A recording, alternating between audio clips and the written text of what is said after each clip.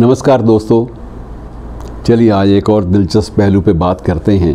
ज़िंदगी में बहुत कुछ ऐसा है हमारे आसपास जिसका कोई और छोर हमें मालूम नहीं होता। अब एक शब्द है हेलो।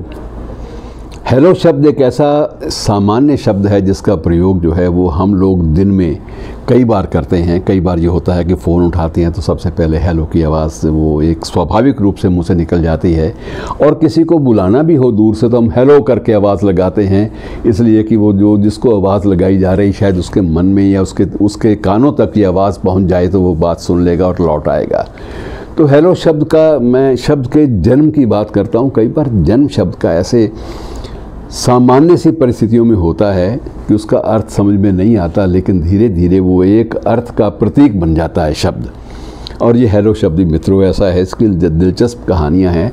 जब शुरू में ये दूर संचार का सिलसिला शुरू हुआ, टेलीफोन का सिलसिला शुरू हुआ, तो उसमें दो बंदों का जिक्र एक ग्राहम बेली का होता है और थॉमसन अल्वा एडिसन का भी होता है।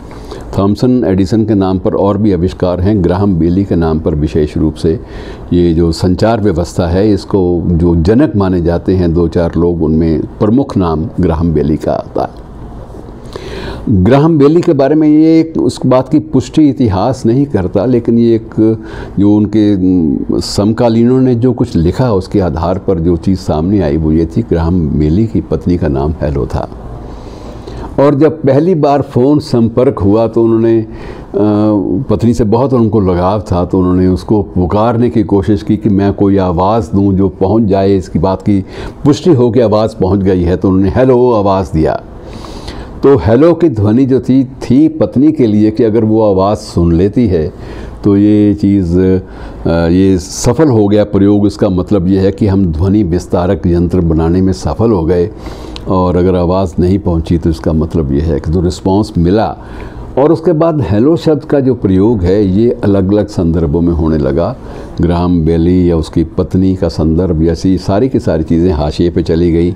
फिर इस शब्द की तलाश करनी शुरू की लोगों ने, विद्वानों को एक खपत होता है कि एक खपत है ये भी एक कि वो इस बात का प्रयास करते हैं कि हर चीज़ का एक ओरिजिन, उसका मूल कहाँ से हुआ, इसकी तलाश की जाए।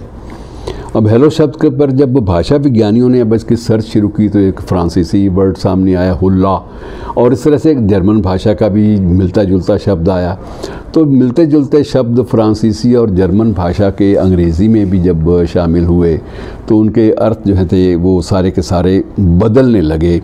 लेकिन धीरे धीरे इस बात को स्वीकार कर लिया गया कि हेलो एक संबोधन चिन्ह है, दूसरे से मुखातिब होने के लिए, बातचीत की शुरुआत के लिए हम लोग हेलो शब्द का प्रयोग करते हैं। और अब मित्रों ये बात बड़ी आम फहम हो गई है कि जब भी कोई वार्ता शुरू होती है तो हम हेलो से बात करते हैं। माइक में टेस्टिंग करनी हो तो हेलो को आवाज़ देते हैं। अब किसी को क्या पता कि ग्राहम बेली की पत्नी का नाम हेलो था।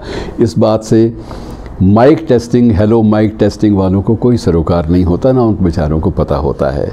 तो इस तरह से एक सामान्य प्रक्रिया में एक शब्द शुरू होता है, और शब्द की संरचना पर जब शोध कार्य होता है तो उसके अलग अलग अर्थ सामने आते हैं, लेकिन तब तक वो शब्द अपने मूल अर्थों को खो चुका होता है, और उसका जो प्रयोग है वो सिर्फ संपर्क स्थापित करने के लिए, संबोधन के लिए होता है। और ये 1803 में सिलसिला शुरू हुआ था मित्रों, और आज 2020 हो गई। अब तक ये हेलो शब्द जो है वो निरंतर सदियों की बात हो गई है, और निरंतर वो शब्द प्रचलन में है, अलग अलग अर्थों में है। तो इसलिए ये मानकर चलना चाहिए कि हर शब्द, हर मुहावरा, कोई भी लोकोक्ति, इन सब के पीछे एक इतिहास या एक इतिहास का पन्ना या एक संदर्भ, एक कंटेक्स्ट ज़रूर जुड़ा होता है।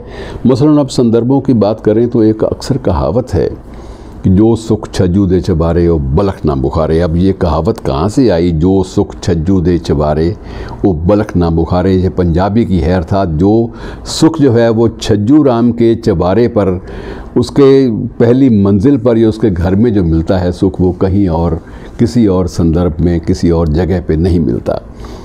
तो मैंने जब इसका थोड़ा सा रिसर्च करने की कोशिश की, शोध कार्य किया, तो पता चला कि छज्जू राम नाम का एक शख्स था लाहौर में, और छज्जू राम जो था उसकी एक आदत थी कि नीचे वो स्वर्णकार के रूप में काम करता था, सुनार का काम करता था, और उसने पहली मंजिल फ़कीरों के लिए छोड़ दी थी। कि जो भी कोई सूफ़ी संत फ़कीर या अध्यात्म पुरुष आ जाए वो ऊपर रह ले और वो अपनी ज़िंदगी को आम तौर पे बसर कर सके। और इसलिए जब भी कोई सूफ़ी फ़कीर आता तो उसको वो कपड़े देकर, उसको अन्न वस्त्र देकर विदा करता। तभी से ये कहावत बन गई कि जो सुख छज्जू दे चौबारे वो बलख ना बुखारे, अर्थात वो सुख जो है जो उसके चौबारे पर, उसके निवास पर मिलता है वो कहीं और नहीं मिल सकता। चाहे बल्ख हो चाहे बुखारा हो, शहरों के नाम हैं, उन वक्त प्रचलित नाम थे बहुत, जहाँ सारे सुख मिल जाते थे। तो ये देखने की बात यह है कि शब्द हो या ये कोई लोकोक्तियाँ हों या मुहावरे हों, इन सब का कोई ना कोई ओरिजिन आपको मिल जाता है।